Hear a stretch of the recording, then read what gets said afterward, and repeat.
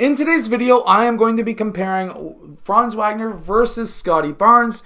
See which player is actually better because both of these players are absolutely amazing. Let's get down, let's check this out really quickly. If you want to be able to shoot the basketball better, make sure to go check out the hardest basketball shooting workout down in the description below. Really quickly, Franz Wagner is very good at running slip screens like this and being able to attack that rim. This is actually a very simple play where you have a wing player getting screened or back screened by the corner player. That corner player then attacks down the middle of the key, and usually he is wide open for that layup. Franz Wagner is also very good at being able to cut backdoor along the baseline. We can see that right here from that high to low post pass. They are running, the team that they are playing, the Clippers, are running a 2-3 zone defense.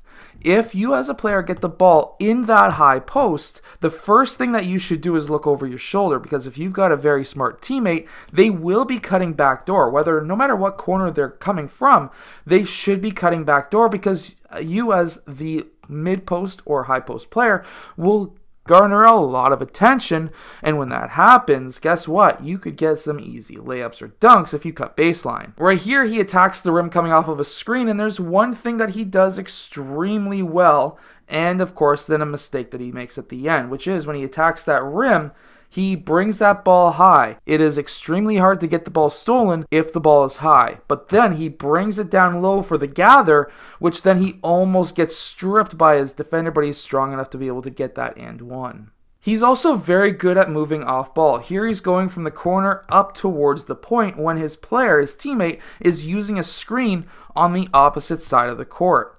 By popping up from the corner to more towards the point, usually off of a drive like this, you're going to sometimes lose your defender. You're not supposed to, as a defender, sag off and help one pass away, but defenders tend to do that often, especially at the youth level. In which case, the point guard better kick the ball out, and if you are moving to an open area, then you should be able to get yourself an open shot, and that's what Franz Wagner does. But notice this defender right there. As soon as he turns, he was automatically looking to where you were originally, and then he corrects himself to go out to try and contest the shot where you are now. Again, moving off ball, corner to wing cuts, he gets wide open because nobody was paying attention, and he gets an open three. Now it rattles in, but his man is really far helping off. Everyone's apparently worried about him. And his man is helping way too far. He's able to read that. And when he is able to read that, he finds an open spot because guess what this man is automatically thinking? He's automatically moving towards this direction because that's where you were last. But you were able to pop up and get that open shot. Again, once again, moving off ball, cutting back, well, essentially backdoor, and cutting baseline for that dunk. Again, Cole Anthony attacking, drawing up Franz Wagner's defender because he's attacking that defender. Franz Wagner is able to then, of course, cut back door, and there is nothing his defender or any other defender is able to do. He's a very good off-ball cutter. Now, Scottie Barnes does cut really well off ball, but his main attraction is his ability to take his man one-on-one, in this case, destroying Luka Doncic. Scottie Barnes is also able to get that rebound and push that ball down court, and he's able to have multiple options if they run with him. But the defense made a mistake here, and he made them pay. The mistake that this defense made was to play side by side, when in reality what they should have done is play top and bottom, because you do not want anyone going up the middle. This is a perfect example of a massive mistake, and mistakes that apparently players of all levels make, because if you're an offensive player, what you need to do, if you see players go side by side in a fast break, just attack down the middle.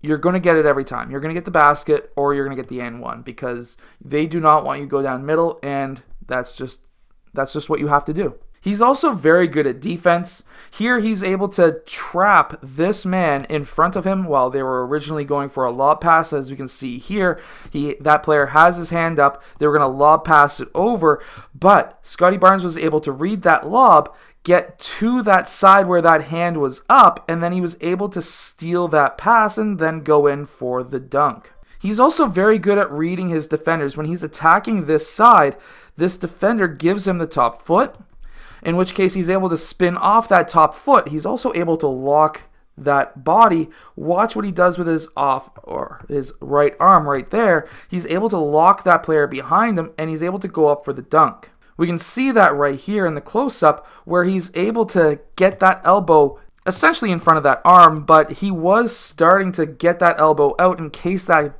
player's body was against his, so that he could have that leverage, but he didn't necessarily have to. But he is able to use his off arm quite well. We can see that right here. This is something that technically, if a referee's seen it, could be considered a foul. However, it usually happens so fast, and if you get it around their waist, you're not going to get the foul call usually.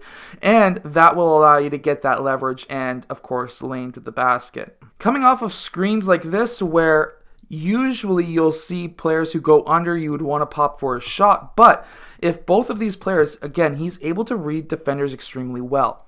So when these defenders go on their heels, as they see here, he's able to attack that basket with one hard dribble, and he's able to get to that rim.